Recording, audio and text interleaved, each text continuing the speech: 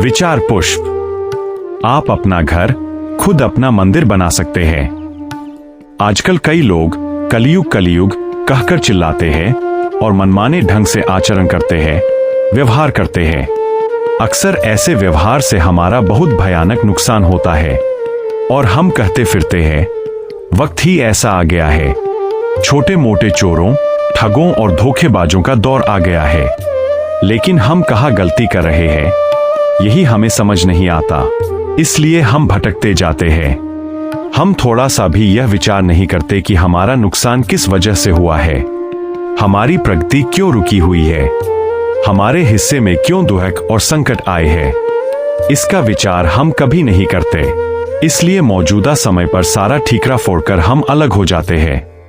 हमारे घर में यदि हिंदू संस्कार हो तो सुबह सूर्योदय से पहले उठना, सभी क्रियाओं से निवृत्त होकर सुबह की दिन की शुरुआत प्रसन्नता के साथ की जा सकती है। रोज सुबह अपनी श्रद्धा के देवता की 1 माला जप, 2 माला जप, 3 माला जप, इस प्रकार जितने बन सकें उतने जप करने से हमारा मन एकाग्र होता है। मन में हमारे अच्छे विचार आते हैं और हम दिन भर जो कर्म करते हैं उन कर्मों को हमारे समर्थ देख रहे हैं, यह भावना हमारे अंदर आती है। इसलिए हमारे हाथों से कुछ भी गलत या बुरा नहीं होता। संगति किसकी करनी चाहिए, इसका भी ज्ञान हमें प्राप्त होता है। हमारा नुकसान कहाँ होता है, इसका भी हमें ज्ञान होता है और हम उससे दूर जा सकते हैं। यदि आप नियमित रूप से कीर्तन, प्रवचन, सत्संग, सद्गुरु की बैठकों में हिस्सा लेते हैं तो उससे जीवन जीने के सर्वोत्तम मार्ग सुनने को मिलते हैं और हमारा जीवन सुखी कैसे होगा, इसका ज्ञान इससे मिलता है। कौन से लोग कैसे हैं, यह भी हमें पहचानना आ जाता है। इसलिए कोई व्यक्ति हमें सही रास्ता दिखाता है या नहीं, यह समझ आता है। कोई व्यक्ति अपने स्वार्थ के लिए हमारा इस्तेमाल तो नहीं कर रहा, इसका ज्ञान भी हमें हो जाता है। हमारे विचार अच्छे होंगे, हमारा आचरण अच्छा होगा, हमारी बोली अच्छी होगी तो हमारा घर नहीं रहता, बल्कि वह किसी देवता का मंदिर बन जाता है और ऐसे मंदिर में हम निवास करते हैं। इस मंदिर के माता पिता श्री विट्ठल रुक्मिणी माता होते हैं और सरस्वती, लक्ष्मी, दुर्गा माता जैसी देवियां हमारी माता, बहन, पुत्री होती है।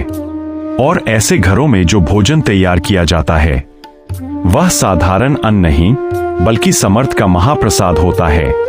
ऐसे घरों में कभी दुख, दरिद्रता और संकट नहीं आते।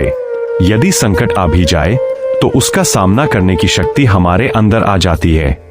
ऐसे इन घरों में पुरुष वर्ग कभी नशा नहीं करता। ऐसे इन घरों में पुरुष लोग कभी भी अपनी माँ, पत्नी, बेटी या बहन को बुरे शब्द नहीं बोलते। घरों में सुबह उठने के बाद मोबाइल पर या अन्य माध्यमों से देवी देवताओं के भक्ति गीत, कीर्तन या प्रवचन सुनने चाहिए। इससे घर का वातावरण प्रसन्न रहता है।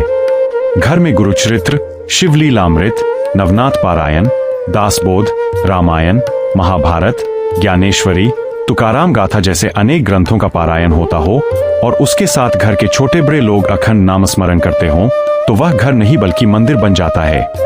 हमें अपने घर को मंदिर बनाना है या शराबियों और बदमाशों का अड्डा, यह हमारे ही हाथ में है।